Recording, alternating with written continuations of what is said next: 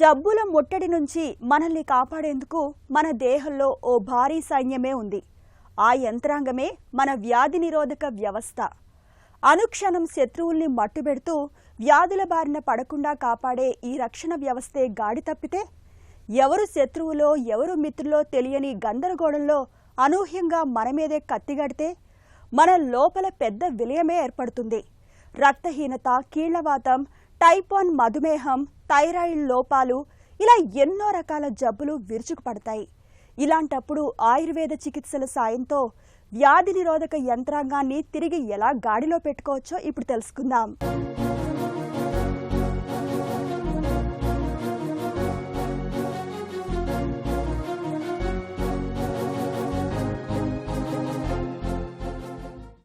మనదో శత్రు ప్రపంచం. Virus, bacteria, fungus ఇలా కంటికి కనిపించని ఎన్నో లక్షలాది సూక్ష్మ శత్రువులు నిరంతరం మన చుట్టూ తిరుగుతున్నాయి. అదను దొరికితే చాలు మనలోకి చొరబడి రకరకాల జబ్బుల్ని తెచ్చిపెట్టేందుకు నిరంతరం ప్రయత్నిస్తూనే ఉంటాయి. ఈ శత్రు సైన్యాన్ని ఎదుర్కొనేందుకు మనలోనే ఒక గొప్ప యంత్రాంగం ఉంది. అదే వ్యాధి నిరోధకత. ప్రమాదకర శత్రుజాడల్ని పసిగట్టిన మరుక్షణం నుంచే యాంటీబాడీలనే ప్రత్యేక సైనిక కణాలు యుద్ధరంగంలోకి దిగి వాటిని సమూలంగా మట్టుపెట్టడానికి ప్రయత్నిస్తాయి. ఇదంతా మనలో ఒక పద్ధతి ప్రకారం జీవిత పర్యంతమూ జరుగుతుండే ఒక నిరంతరాయమైన ప్రక్రియ. అయితే కొన్నిసార్లు మన యాంటీబాడీలు తన సొంత కణాలేవో శత్రు కణాలేవో గుర్తించలేని గందరగోళానికి, అయోమయానికి లోనవుతుంటాయి. ఇలాంటప్పుడు సొంత కణాల్ని శత్రువులుగా భావించి వాటిపై దాడి చేస్తూ లేనిపోని సమస్యల్ని తెచ్చిపెడుతుంటాయి. ఆటో ఇమ్యూన్ డిజార్డర్గా పిలిచే ఈ సమస్యలకు ఆయుర్వేదం తనవైన ప్రత్యేక పరిష్కారాల్ని చెబుతుంది. ఆటో ఇమ్యూన్ వ్యవస్థ అంటే మన రక్షణ వ్యవస్థలో ఉండాల్సినటువంటి రక్షక కణాలు మన ఓన్ శరీరం మీద దాడి చేసి మనకు వివిధ రకాలైనటువంటి వ్యాధులను క్రియేట్ చేస్తుంది. ఇది ఆటో ఇమ్యూన్ వ్యాధులు. అంటే మన ఇమ్యూన్ వ్యవస్థ, మనం ఏదైతే రక్షణ నిలవాల్సిన కణాలే మన మీద దాడి చేయడం అనేటువంటి విచిత్రమైనటువంటి పరిణామమే ఆటో ఇమ్యూనిటీ అంటారు. దీనిలో ఇప్పటి వరకు డేటా తీసుకున్నట్టయితే దాదాపు 100కు పైగా వ్యాధుల్ని మనము గుర్తించడం జరిగింది. దీని లోపల సిస్టమిక్ ల్యూపస్ ఎరిథమాటోసిస్, సోరియాసిస్, డయాబెటీస్, థైరాయిడ్లో కొన్ని రకాలైనటువంటి వ్యాధులు అండ్ డర్మటైటిస్ లాంటి కొన్ని రకాలైనటువంటి వ్యాధులు రావడం, తద్వారా శరీరం యొక్క ఇమ్యూనిటీ తగ్గి దాదాపు 45% కార్డియోవాస్కులార్ ప్రాబ్లం, 22% డయాబెటీస్ మెలిటస్ షుగర్కి సంబంధించినటువంటి వ్యాధి అండ్ 3 to 4% క్యాన్సర్ బారిన, మిగతా వ్యాధుల బారిన పడుతున్నటువంటి సంఘటనలు కోకొల్లలుగా మేము ఈ ఆయుర్వేదిక్ డయాగ్నోసిస్లో పేషెంట్ని చూస్తున్నప్పుడు, ప్రపంచవ్యాప్తంగా డేటాను కలెక్ట్ చేసినప్పుడు మన ఆశ్చర్యం అనిపిస్తుంటుంది. అసలు ఏం జరుగుతుంది ఇక్కడ అంటే ఈ వ్యాధులు ఇంతగా రావడానికి కారణం ఏంటి?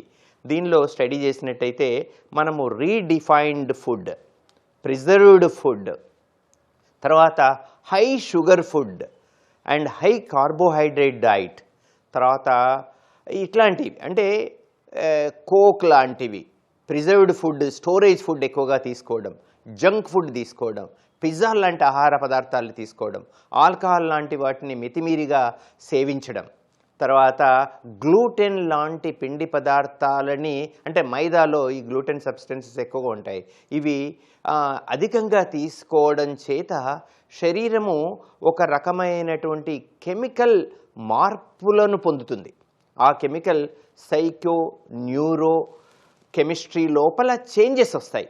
ఈ సైకో న్యూరో కెమిస్ట్రీ లోపల చేంజెస్ రావడానికి అంటే ఎక్కువగా యాంగ్జైటీ, టెన్షన్ పడడం, వివిధ రకాలైనటువంటి ఆలోచనలు, తద్వారా ఆటోనామస్ సిస్టమ్ లోపల, నర్వస్ సిస్టమ్ లోపల కొన్ని మార్పులను తీసుకువచ్చి శరీరం లోపల కొన్ని రసాయనిక మార్పుల చేత శరీరం ఏం చేస్తుందంటే కొన్ని టిష్యూ మిమిక్రీ అంటే సెల్ఫ్ టిష్యూ మిమిక్రీ లాంటి చేంజెస్ వస్తాయి.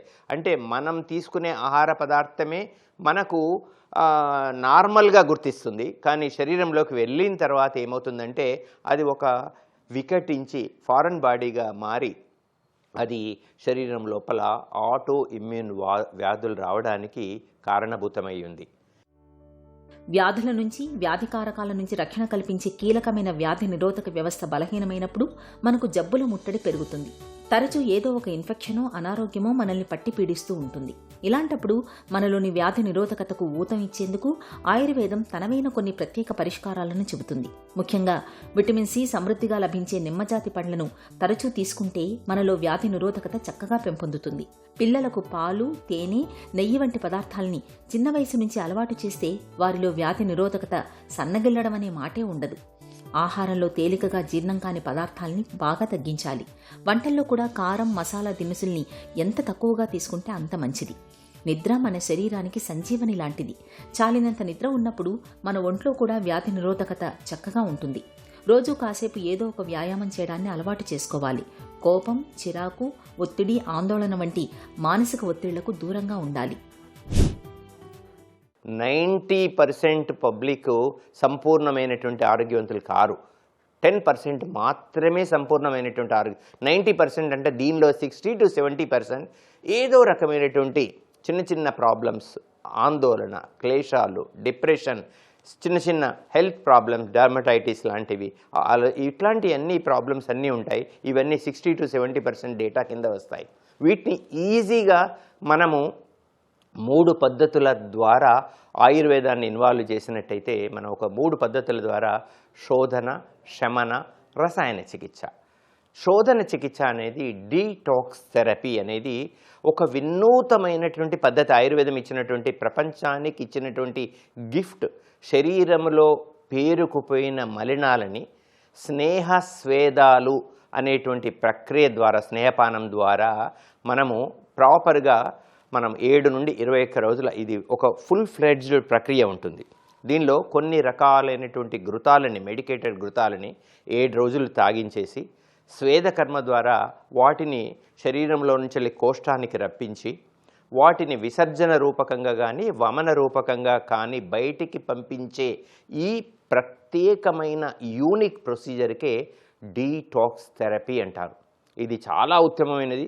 ఈ డీటాక్స్ థెరపీ తర్వాత శమన చికిత్స.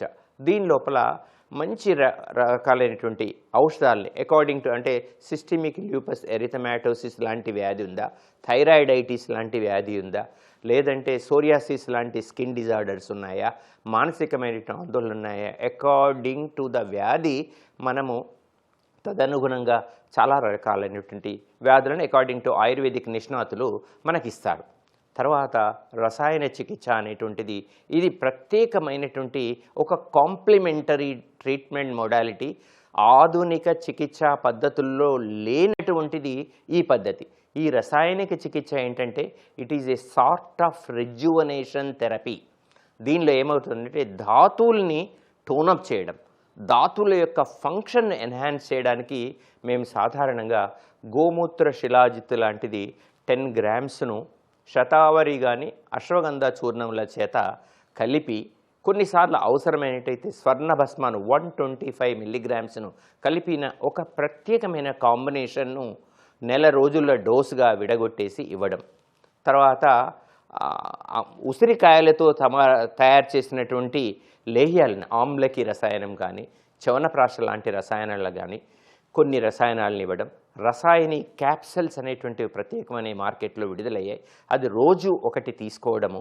తర్వాత అమృతారిష్ట ఇట్లాంటివి, పునర్నవాసము లాంటి ఔషధాలను, వ్యాధులను, శరీర ప్రకృతిని దృష్టిలో పెట్టుకొని మనం గనుక ఇచ్చినట్టయితే మనకు ఈ ఆటో ఇమ్యూన్ వ్యాధుల్ని మనం సమూలంగా నివారింపచేయచ్చు.